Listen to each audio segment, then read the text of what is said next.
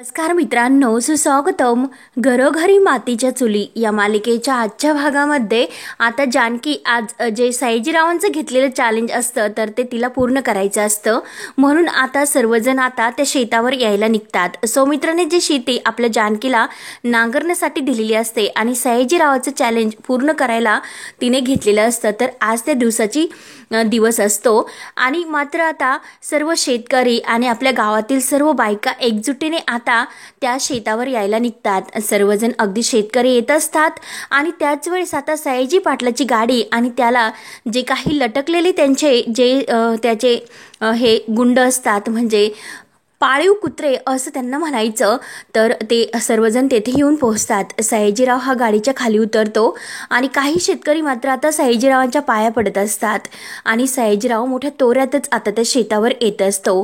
गावातील बायका हे आपल्या जानकीच्या बाजूने असतात आणि आता जानकी बहिणीचंच त्या कौतुक करत असतात। अख्खं गाव तेथे येऊन जमलेलं असतं, तेव्हा आता सयाजीराव पुढे येतो। सयाजीराव म्हणतो की जानकीची हार बघण्यासाठी अख्खं गाव येथे येऊन पोहोचलेलं आहे। तेव्हा मात्र आता जे सयाजीरावांच्या बाजूने जे काही शेतकरी असतात तर ते मोठ्याने हसतात, परंतु आपल्या ज्या काही जानकीच्या मैत्रिणी गावातील ज्या काही बायका असतात त्यांना मात्र आता ह्या सर्वांचा खूप राग येतो।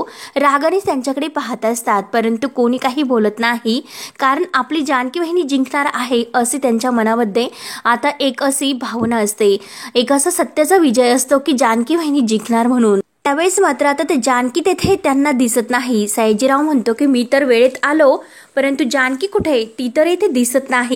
गावातील शेतकरी पुन्हा हसायला लागतात, जे सयाजीच्या बाजूने असतात ते, आणि तेवढ्यात आता आपला जो काही आयटीत ॲडव्होकेट सौमित्र रणदिवे असतो तो आपली गाडी घेऊन तेथे तोऱ्यातच येतो। काही शेतकरी आता मानाचा मुजरा आपल्या सौमित्राला नमस्कार घालतात आणि सौमित्राला बघून आता सयाजी पाटील तर अगदी दिमाखात आपल्या सौमित्राकडे पाहत असतो। तेव्हा आता सौमित्र हा सयाजीरावासमोर येऊन उभा राहतो, मोठ्या तोऱ्यातच, डोळ्यात घातलेला गॉगल वगैरे।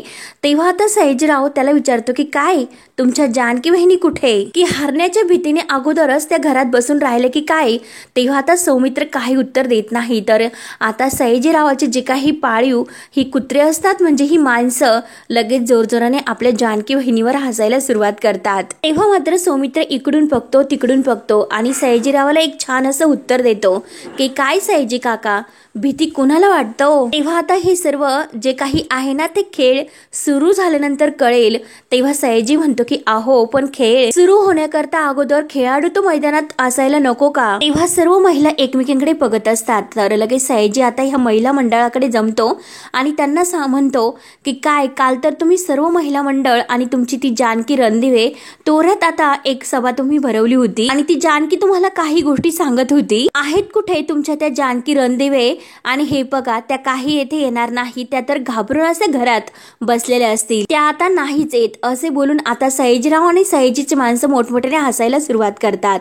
सौमित्राला खूप राग येतो। तेव्हा मात्र आपली जानकी ही कुठे घाबरणारी असते, जानकी तर तोऱ्यात तेथे एंट्री करते, आले मी असे सयाजीच्या तोंडावर सर्वांना मोठ्याने उत्तर देते। तेव्हा सर्व गावातील बायका इतक्या खुश होतात आणि जानकी ही मोठ्या दिमाखात तेथे तिची एंट्री होते। सयाजीराव तर बघतच असतो आणि आपल्या सौमित्राला सुद्धा खूप आनंद होतो आणि जानकी सर्वांना नमस्कार करत आपल्या सयाजीरावाजवळ येत असते। तेव्हा आता हे गावातील शेतकरी तर बघूनच असतात आणि हा सयाजीराव जानकीच्या बाजूने अख्खं गाव असतं, मानाचे मुजरा सर्वांना करत असते, सर्व शेतकरी सुद्धा तिला नमस्कार करतात। तेव्हा आता जानकी सर्वांना भेटून सर्वांचा आशीर्वाद घेऊन या सयाजीरावासमोर येऊन उभी राहते आणि सयाजीरावाला उत्तर देते की आले ना मी, ते पण ठरलेल्या वेळेतच। जानकी एक खूप छान उत्तर देते की तुम्ही सर्व गावकऱ्यांना आमच्या विरुद्ध भडकवतात, पण मी तुम्हाला आता एक चॅलेंज करते की ही पैंज मी जेव्हा जिंकेल तेव्हा सर्व शेतकरी ही आमच्या बाजूने असतील, सर्व शेतकऱ्यांची मनं मी जिंकूनच घेईल आणि सयाजी काका तुम्ही बघतच राहताल, कारण आमची बाजू सत्याची आहे, खऱ्याची बाजू आहे आमची। तेव्हा मात्र आता सयाजीराव म्हणतो की आमची, अगं आमची अशी म्हणणारी तुझा तो ऋषिकेश आहे तरी कुठे, तो तरी ते दिसत नाही। तेव्हा सयाजीराव आणि त्याची ती माणसं आणखीन मोठ्याने हसतात। सौमित्राला खूप राग येतो, परंतु जानकी मात्र अगदी रागानेच या सयाजीकडे पाहत असते। तेव्हा सयाजीची काही खोड जात नाही। तो परत जानकीला म्हणत असतो की काय ग, तुझा ऋषिकेश तुझ्या सोबत नाही आला का? त्याने तुझी साथ सोडली की काय? तेव्हा मात्र आता जानकीला ऋषिकेशचे बोलणं आठवतं की ऋषिकेश तिला म्हटलेलं असतो की त्या रणदिव्यांच्या घरातील कोणतीही मदत आपल्याला नकोय आणि जर तुला जरी घ्यायची असेल आणि ह्या जे काही चॅलेंज तू स्वीकारलेलं आहे त्या कामात मी तुला कोणतीही आणि कुठलीही मदत नाही करणार, मी तुझ्या सोबत नसणार आहे। हे जानकीला आता ऋषिकेशचं बोलणं आठवतं। तेव्हा आता जानकी तरी सुद्धा आपल्या ह्या सयाजीरावांना छान उत्तर देते की ऋषिकेशचं आणि माझं जे नातं आहे ते काही हंगामी पिकासारखं नाही, बालमही बहर आहे आमचं नातं। असं बियाणं पेरताना सोनच उगवे हा विश्वास म्हणजे आमचं नातं। काही कारणास्तव ते माझ्या सोबत नाही, परंतु त्यांची ताकद आणि त्यांचा आत्मसन्मान माझ्या सोबत आहे, त्यामुळे मी त्याच ताकदीने आता एकटी नांगर चालवणार आहे आणि हे चॅलेंज तुमचे पूर्ण करणार आहे। तेव्हा सयाजी म्हणतो की काय इतकी हिंमत, एकटी शेत नांगरणार? आणि काय हो तुमची जानकी आज तर खूप भ्रमात आहे, एकटी नांगर ओढणार असे म्हणते। तेव्हा हे सयाजीचे राव जे माणसं असतात तर ते आपल्या जानकीवर खूप हसत असतात, परंतु गावातील बायका मात्र आपल्या जानकीच्या अगदी पाठीशी उभ्या असतात आणि सौमित्रीला सुद्धा ह्या माणसाकडे बघून खूप राग येतो। सयाजीराव जानकीला विचारतो की जमणार आहे का? तर जानकी म्हणते की का जमणार नाही, शेतकऱ्याची बायको आहे मी, दिलेला शब्द पूर्णच करणार, मी हे शेत नांगरून दाखवणार म्हणजे दाखवणार। तर सयाजीराव म्हणतो की तोंडावर पडली तर? आणि काय ग, शेत नांगरणं इतकं बरोबर आहे, परंतु शेत नांगरण्यासाठी बैल सुद्धा लागतात, कुठे ते बैल तुमच्याकडे? तेव्हा मात्र आता सौमित्र घड्याळात बघतो आणि बायका एकमेकांकडे पाहत असतात, कारण आता आपला खंड्या आणि सर्जा लवकरच गुलाबदादा घेऊन येणार असतात। तेव्हा आता सौमित्र वाटच बघून असतो आणि गावातील काही शेतकरी आपल्या जानकीच्या बाजूने असतात, त्यांना सुद्धा आता आपले खंड्या आणि सर्जा कधी येतात वाट बघून असतात। तेव्हा आता जानकी म्हणते की सयाजीराव, अहो सयाजी काका जरा वाट बघत राहा, आमचे खंड्या आणि सर्जे येतातच। तेव्हा आता ह्यो सयाजीराव म्हणतो की काय ग, मूर्ख समजलीस का आम्हाला? ही सर्व नाटक करते, काल तर जोरातीने पैंज लावली आणि आज तर ही कारण द्यायला सुरुवात केली। तेव्हा लगेच जानकी म्हणते की कारण, मी काही कारण वगैरे देत नाही, आमचे बैल येतात, फक्त थोडा वेळ वाट बघत राहा आणि हे बघा जरी बैल आले नाही तरी सुद्धा मी एकटी हे शेत नांगरू शकते। तेव्हा आता लगेच जो एक शेतकरी सयाजीच्या बाजूने असतो तर तो म्हणतो की काय म्हणालात तुम्ही, एकटी ही शेती करणार? अहो म्हणजे तुम्हाला ही शेती एक एसीत बसण्यासारखा पोरखेळ वाटतो की काय? अहो शेतकऱ्याविरुद्ध संघर्ष करण्यासाठी त्यासाठी अगोदर शेतकरी व्हावं लागतं। नांगराचं वजन किती आहे हे तुम्हाला माहिती आहे का? म्हणून आता जानकीवर सर्वजण हसायला सुरुवात करतात, परंतु आपल्या सौमित्राला राग येत असतो, परंतु जानकी कुठेही घाबरणारी नसते। जानकी अगदी खुश होऊन त्या नांगराकडे पाहत असते। तेव्हा आता तो एक जे काही सयाजीचा शेतकरी असतो तो तर आता जानकीला म्हणतो की यांच्या बैलाचा पत्ता नाही आणि निघाल्यात शेत नांगरायला। आणि तेवढ्यात आपल्या गुलाबदादाची एंट्री होते आणि गुलाबदादा सर्वांसमोर म्हणतात की मी आलो बैल घेऊन। तर लगेच आता जानकी, सौमित्र आणि बाकी सर्व ज्या आपल्या जानकीच्या गावातील मैत्रिणी आणि काही शेतकरी यांना खूप आनंद होतो आणि आता खरंच ही आपल्या सर्जा आणि खंड्याची बैलजोडी तर आता तेथे तिचं आगमन होत असतं आणि आता सर्वजण अगदी टकाटक हे सयाजीचे गुंड आणि त्याचे पाळतू कुत्र पाहत असतात। सयाजीराव तर बघूनच उभा असतो, कारण आता हिला नांगर सुद्धा आला, बैल सुद्धा आले आणि शेती सुद्धा मिळाली, मग नक्की ही आपलं चॅलेंज जिंकते की काय? सर्वांचा इतका पाठिंबा। तर आपला सौमित्र अगदी खुश होऊन ह्या सयाजीकडे पाहत असतो आणि जानकीला सुद्धा बैल आल्यानंतर खूप आनंद होतो। त्यावर आता जानकी म्हणते की बघा ना सयाजी काका, आलेत आमचे बैल, आमचे सर्जा आणि खंड्या, म्हणून त्यांच्याकडे बोट दाखवते। तेव्हा आता जानकी खूप आनंदाने म्हणते की मी तुम्हाला सांगत होते की किती काही झालं तरी तुम्ही माझ्यावर विश्वास ठेवा आणि पैंज तर आपणच जिंकणार। तेव्हा सर्वजण आता जानकीचा तो उत्साह बघून टाळ्या वाजवतात, जानकीचं कौतुक करतात। तेव्हा आता सयाजीराव अगदी तोंड वळून उभा असतो, त्याची पूर्णपणे आता बोलती बंद होते। तेव्हा आता गुलाबदादा म्हणतात की वहिनी साहेब माफ करा, अहो जरा येण्यासाठी उशीर झाला। त्यावर जानकी म्हणते की काही हरकत नाही गुलाबदादा, पण रात्री काढून ठेवलेला चारा तर तुम्ही त्यांना खाऊ घातला ना? तर गुलाबदादा म्हणतात की हो वहिनी साहेब, दोघेही अगदी मस्त चरून आणले आणि बघतच राहा की शेतात कसे पळतात ते। तेव्हा आता ऋषिकेश म्हणजे आपला सौमित्र आता खुश होऊन म्हणतो की शाब्बास, अरे गुलाबदादा तू आपला उशीर होण्या अगोदर आपल्या बैलांना घेऊन आलास आणि आणि आता हे बैलच दाखवून देतील की शेतकऱ्यांचं इमान काय असतो ते काय. मग सयाजी काका करायची का सुरुवात. तेव्हा सयाजी अगदी खाली मान घालून अगदी थोड्या आवाजात कमी आवाजात म्हणतो की हो हो करा करा सुरुवात करा. तेव्हा आता सौमित्र आपल्या जानकी वहिनींना म्हणतो की वहिनी आता चल शेत नांगर, आपल्याकडे बैल आपलं नांगर सर्व काही शेती वगैरे आहे आणि हे सर्व तुझं आहे त्यासाठी तुला ऑल द बेस्ट. तेव्हा आता जानकी म्हणते की थँक्यू भाऊजी. आणि तर सौमित्र म्हणतो की मी आलोच. त्यावर जानकी विचारते की काय सौमित्र भाऊजी कुठे निघालात तुम्ही. तेव्हा आता आपला सौमित्र म्हणतो की वहिनी तू त्याची काळजी करू नको, तू कामाला तर सुरुवात कर, मी येतो. म्हणून आपला सौमित्र आता ऋषिकेशला आणायला निघून जातो. आणि आता जानकी मात्र इतकी आनंदी असते आणि आपला पदर कमरेला खोचते आणि अगदी तोऱ्यातच ती अगदी न घाबरता न मोठ्या डेअरिंग मध्ये आता ती शेत नांगरायला शेतात जायला निघते. म्हणजे आता शेती तर तेथेच असते आणि आता सर्वजण अगदी कौतुकाने आणि हसून आपल्या जानकी बहिणीकडे पाहत असतात.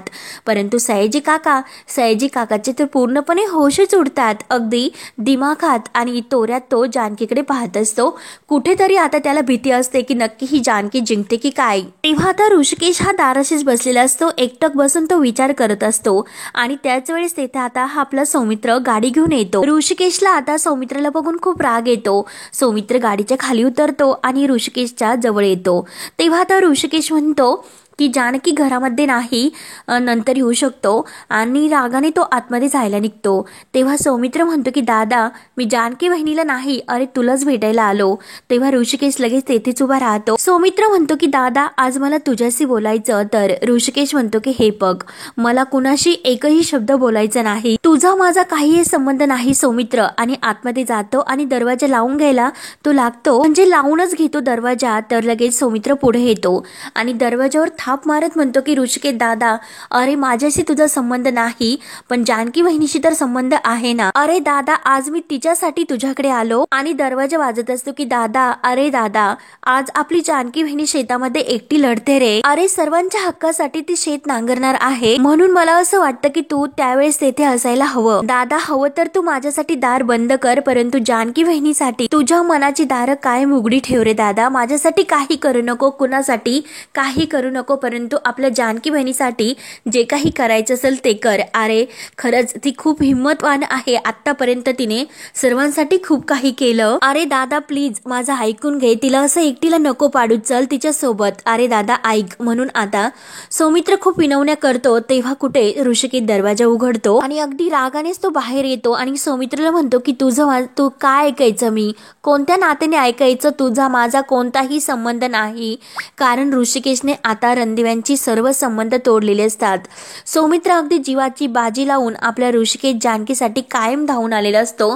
पण तरी सुद्धा ऋषिकेश मात्र सौमित्राचं काही ऐकायला तयार नसतो. आणि काय रे सौमित्र आज तू जानकीची वकिली करण्यासाठी येथे आला आणि जेव्हा आम्हाला घराच्या बाहेर हकलले तेव्हा तुमची सगळ्यांची तोंड शिवली होतीस का, कुठे गेला होता तेव्हा तुम्ही आम्हाला घराच्या बाहेर काढले तर कोणी आमचा हात धरायला घराच्या बाहेर आलं नाही. तेव्हा सौमित्र म्हणतो की दादा हे बघ अरे तेव्हा मी घरी नव्हतो आणि जर त्यावेळेस मी घरी असतो तर मी हे काही होऊनच दिलं नसतं, म्हणजे मी तुम्हाला घराच्या बाहेरच जाऊन दिलेलं नसतं आणि हे जे काही होणार होतं ते होऊन दिलं नसतं. आणि हे बघ जेव्हा तुम्ही घराच्या बाहेर आले तेव्हा तर मी आलो होतो ना आपल्यातील जी काही इतकी मोठी दरी झाली तर ती मिटवण्यासाठी, पण तरी सुद्धा दादा तू माझं काही ऐकून घेतलं नाही, तुम्हाला परत घरी घेऊन जाण्यासाठी मी आलो होतो ना. त्यावर ऋषिकेश म्हणतो की वा म्हणजे तुझ्या आई आम्हाला जखमा देणार आणि तू त्यावर मलम लावणार. त्यावर सौमित्र पुढे येतो. सौमित्र म्हणतो की दादा अरे प्लीज असं बोलू नकोस, अरे दादा ती तर तुझी सुद्धा आई आहे. तेव्हा आता ऋषिकेशला राग झालेला असतो कारण ऋषिकेशने आता सर्व संबंध तोडलेले असतात. म्हणून तो आता सौमित्रला उत्तर देतो की अरे ती माझी आई होती, आता नाही, ती तुमची आई आहे, माझी नाही. आता ती माझी कोणी नाही आणि त्या घरामध्ये जी काही आहे ना ती सुमित्रा रणदिवे आणि तिने आपल्या सावत्र मुलाला हाताला धरून त्या ऐश्वर्याचं ऐकून घराच्या बाहेर काढलं. त्यामुळे सुमित्रा रणदिवे तुम्ही तुमचं जगा आणि आमचा आम्हाला सुखाने जगून द्या म्हणून आता ऋषिकेश सौमित्र समोर हात जोडतो. परंतु आता मात्र ह्या ऋषिकेशच्या मनातील जे काही गैरसमज आणि जी दरी निर्माण झालेली आहे ती कशी मिटवायची आता हे जानकी आणि आता सौमित्र प्रयत्न करत असतो. ऋषिकेश इतका रागवलेला असतो आणि हात जोडत तो सौमित्रला म्हणतो की आम्हाला सुखाने जगून द्या आणि बाजूला जातो. तर आता आपला सौमित्र अगदी शांतपणे हे सर्व सहन करून घेतो. तो ऋषिकेशचा कितीही राग आलेला असतो तरी सुद्धा काही उत्तर देत नाही. स्वतः शांत राहतो आणि ऋषिकेशला आणखीन समजवण्याचा तो प्रयत्न करतो. त्यानंतर मात्र आपली जानकी तोऱ्यातच शेतात उतरते. तर हा सयाजी पाटील तिच्याकडे बघून हसत असतो, कारण त्याला असं वाटत असतं, त्याचा तो भ्रमात असतो की कुठे ह्या जानकीला काय करता येईल. कधी ना शेती करणारी ही जानकी आणि आज तोऱ्यात शेतात उतरते, हिला काही जमणार नाही म्हणून त्याचा असा भ्रम असतो. तेव्हा आता बायका अगदी आनंदाने जानकी बहिणींना टाळ्या वाजवत असतात. जानकी बहिणी पुढे येते आणि आपल्या बैलांजवळ येते, नांगराजवळ येते आणि आपल्या बैलांना म्हणते की सर्जा, खंड्या, आज तर आपला दिवस आहे, काही झालं तरी आपल्याला आज ही पैन जिंकायची. आता ती बैल ते नांगराला झुपवते आणि त्यांना म्हणते की माझी साथ तुम्ही देताल ना, तर आपलं हे जे काही मुकं जनावर असतं तर ते सुद्धा आपल्या जानकी बहिणीला त्याच्या आवाजात हो असं म्हणतं. आणि सर्व बायका आता हे पाहत असतात, त्यांना खूप आनंद होतो आणि जानकी बहिणी त्यांना आता आपले जी हातामध्ये दाव असतं तर ते दाव धरते आणि ते नांगराला झुपवते आणि चला आता सर्जा, खंड्या, चला सुरुवात करा. तेव्हा आता जानकीने कामाला सुरुवात केलीच असते, परंतु आता ही नागिन ऐश्वर्या ही तर कधी चांगल्या कामामध्ये अडथळा बनून तर येतच असते. आणि आता ह्या जानकी बहिणीने सुरुवात करते, तोच लगेच ऐश्वर्या तोऱ्यात येते, हातामध्ये एक फाईल घेऊन येते आणि थांब असे जानकीला म्हणते. तेव्हा आता सर्वजण ह्या ऐश्वर्याकडे पाहत असतात. ऐश्वर्या आता जानकीजवळ येते आणि जानकीला थांब असं म्हटल्यानंतर जानकी म्हणते की काय ग, चांगल्या कामाची सुरुवात मी कधी केली आणि त्यात तू मोडता घालायला आली, असं कधी होणार आहे का? ऐश्वर्या तोऱ्यात म्हणते की अगं, काही गोष्टीची आठवण करून तुला द्यायला आले मी. आई मला नेहमी म्हणजे आपल्याला सांगायच्या की दुसऱ्याच्या दारातील फुलं चोरून देवाची पूजा कधीही होत नसते. मग काय ग, आमच्या प्रॉपर्टीच्या जोरावर तू आम्हालाच कशी मात द्यायला निघाली? तेव्हा आता जानकी कुठे घाबरणारी असते. जानकी म्हणते की काय ऐश्वर्या, आमची प्रॉपर्टी? अगं हे बघ, पैंज माझी, ती जिंकण्याची धमक माझी, कॉन्फिडन्स माझा, आणि जिला तू आमची प्रॉपर्टी म्हणते ना ते शेत, हे म्हणजे हे शेत माझ्या दिराचं आहे, हे विसरू नको. म्हणजे ते कुणाचं होतं? माझंच ना. सयाजीरावाला तर खूप आनंद होत असतो, कारण ऐश्वर्या ही त्याच्यासाठी धावून आलेली असते. तो हसत असतो. त्यावर लगेच आता ऐश्वर्या जानकीला म्हणते की बैल कुणाचे आहेत ग? प्रॉपर्टी म्हणजे तुझी शेतीचं करते तू, अगदी सौमित्र भाऊजींची शेती आहे म्हणजे ती माझीच. बैल कुणाचे आहेत? बैल तर तुझे नाहीत, कारण हे बैल आमचे आहेत. तेव्हा आता ह्या बायकांना सुद्धा ह्या ऐश्वर्याचा खूप राग येत असतो. त्या एकमेकीत कुजबुजायला सुरुवात करतात. परंतु सयाजी पाटलाला तर खूप असा आनंद होत असतो.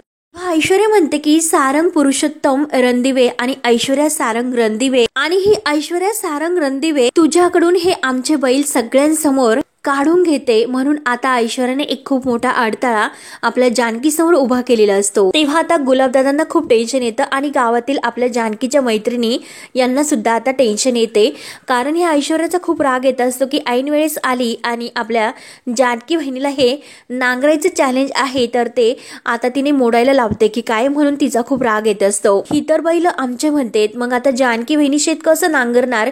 म्हणून आता सर्वांमध्ये कुजबूज व्हायला सुरुवात होते. तेव्हा आता सर्वांसमोर एक मोठं आव्हान उभं राहिलेलं असतं. सर्वजण त्या ऐश्वर्याच्या तोंडाकडे पाहायला सुरुवात करतात.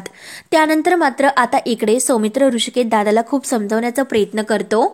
तेव्हा लगेच ऋषिकेश म्हणत असतो की तुम्ही आमच्या घरात आणि आमच्या या नात्यामध्ये येण्याचा प्रयत्न करू नका, आमच्यात घुसू नका. त्यावर सौमित्र म्हणतो की अरे दादा, तू आमच्या विरोधात आहे हे मला मान्य आहे, परंतु जानकी बहिणीचं काय? तिने तर कायम तुझीच साथ दिली. अरे कायम ती तुझ्या पाठीशी खंबीरपणे उभी राहिले, कायम तिने तुझा विचार केला, आणि अरे जे जे तू सहन केलं ते जानकी बहिणीने सुद्धा सहन केलं, तरी सुद्धा तिने कायम तुझा विचार करत आली आणि तुझ्या सोबत ती साथ देत आली, आणि आज सुद्धा ती लढते केवळ तुझ्यासाठी. दादा, ही गोष्ट तू लक्षात घे. अरे आज तर ती एकट्याने शेती नांगरायला निघाली, मग आज तू तिच्या सोबत असायला हवं, ते पण तिच्या बाजूने, आणि तू तिच्या पाठीशी उभं राहायला हवं.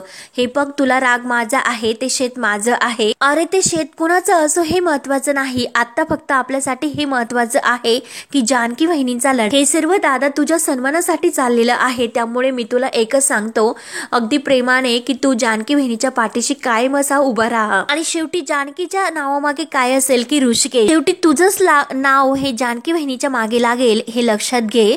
आणि चल आता येतो मी, असे बोलून आता सौमित्र ऋषिकेशचे डोळे उघडतो. सौमित्राच्या डोळ्यामध्ये पाणी आलेलं असतं की दादा आता मी येतो, परंतु तू सुद्धा नक्की ये, असे बोलून सौमित्र निघून जातो. आणि आता ऋषिकेश विचारात पडतो. त्यानंतर मात्र आता इकडे सयाजीराव तर जोरजोराने हसत असतो.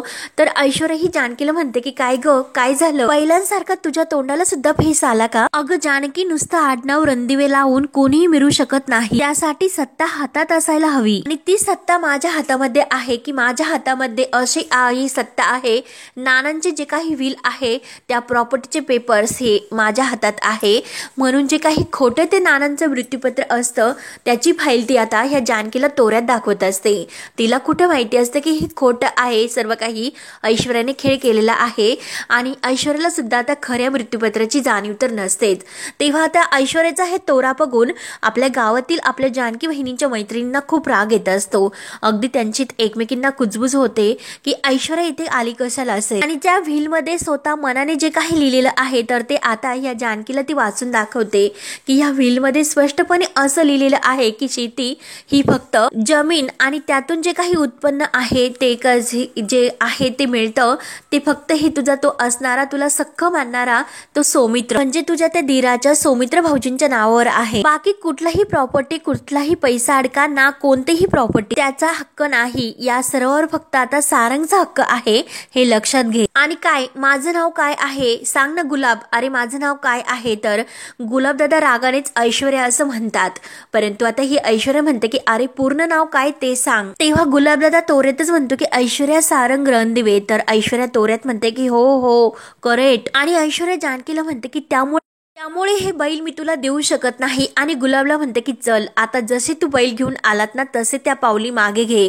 तेव्हा गुलाबदादा म्हणतात की अहो पण. तेव्हा ऐश्वर्या ही गुलाबदादावरच ओरडते की अहो काय म्हणतोस, ऐकू येत नाही का मी काय सांगितले ते? इची कशाला बाजू घेतो रे तू विसरलात का तू आमच्याकडे नोकरी करतो ते? चल मग आत्ताच्या आत्ता निघ. तेव्हा आता गुलाबदादांना खूप वाईट वाटतं. तरी सुद्धा आता आपली जानकी काही घाबरायला तयार नसते. जानकी आपल्या बैलांना कानात काहीतरी म्हणते आणि त्यांना हात जोडून परत ते जे काही दावं आहे ते गुलाबदादांच्या हातामध्ये देते आणि गुलाबदादांना ते बैल घेऊन जायला सांगते. गुलाबदादा बैल घेऊन जातात. तरी सुद्धा जानकी काही घाबरत नाही. तेव्हा आता ऐश्वर्या तोऱ्यात म्हणते की काय ग, बैल तर काही हलत नव्हते आणि तरी सुद्धा म्हणजे आपल्या जानकीने त्यांच्या कानात जाते वेळेस काहीतरी सांगितलेलं असतं. म्हणून आता ऐश्वर्या विचारते की काय सांगितलंस ग तू त्यांच्या कानामध्ये? ते तर इतके गपगुमान घरी निघून गेले. काय ग असं काय सांगितलं त्यांच्या कानामध्ये? त्यावर आता जानकी ही ऐश्वर्याला तोऱ्यात म्हणते की मी त्या बैलांना असं सांगितलं की जे काही झालं त्यात तुमची काही चूक नाही, त्यामुळे तुम्ही जा. आणि ते शांतपणे निघून गेलेत. ऐश्वर्याला मात्र हसायला यायला लागतं. ती अगदी तोंड दाबू दाबू हसत असते आणि सयाजी पाटील सुद्धा. आणि ऐश्वर्या म्हणते की बरं, तर जानकी म्हणते की हो, जी पैज लागली ती आपणच जिंकणार आहोत हे मी त्यांच्या कानात सांगितलं. तेव्हा ऐश्वर्या हसतच म्हणते की बेस्ट ऑफ लक आणि बाजूला जाते.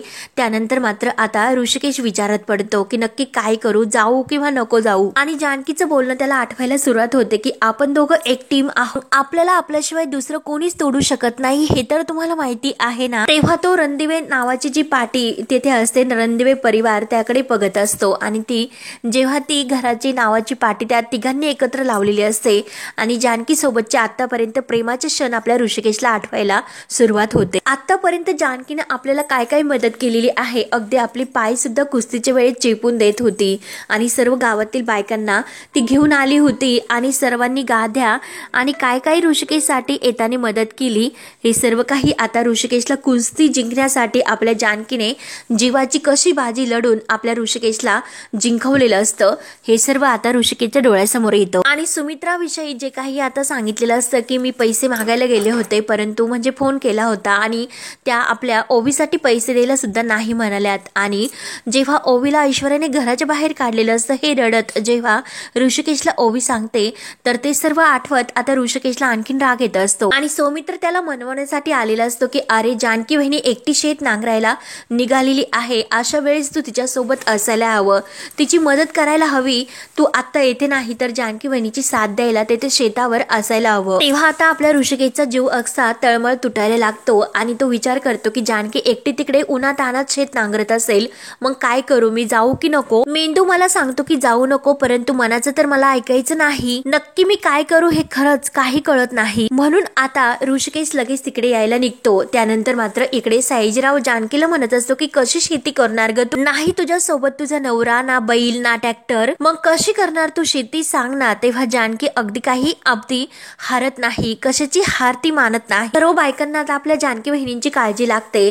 त्या सर्व अगदी आतुरतेने जानकी बहिणीकडे पाहत असतात. तर जानकी साईजीरावाला एक छान उत्तर देते, मी आहे ना आणि माझी ही माती. तेव्हा जानकी त्या जेथे तिला नांगरायचं असतं त्या शेतीतील माती खालची उचलते आणि ते काळे आईची माती आपल्या डोळक्याला लावते. ही माझी आई, माझी माती मला पडून देणार आणि ना मी मागे हटणार. हा प्रश्न माझ्या मानाचा नाही तर माझ्या शेतकरी बांधवांच्या पोटा पाण्याचा आहे आणि तो प्रश्न मी सोडवणार. तेव्हा आता जानकी शेत नांगरायला तयार होते अगदी खंबीरपणे आणि हा भाग येथे संपतो. पुढील भागामध्ये हर हर महादेव म्हणून जानकी आपल्या गळ्यामध्ये नांगर झुमते आणि तो नांगर आपल्या खांद्यावर घेते. तेव्हा मात्र आता जानकी ही तो नांगर घेऊन अगदी पायात काही नसताना नांगरायला सुरुवात करते.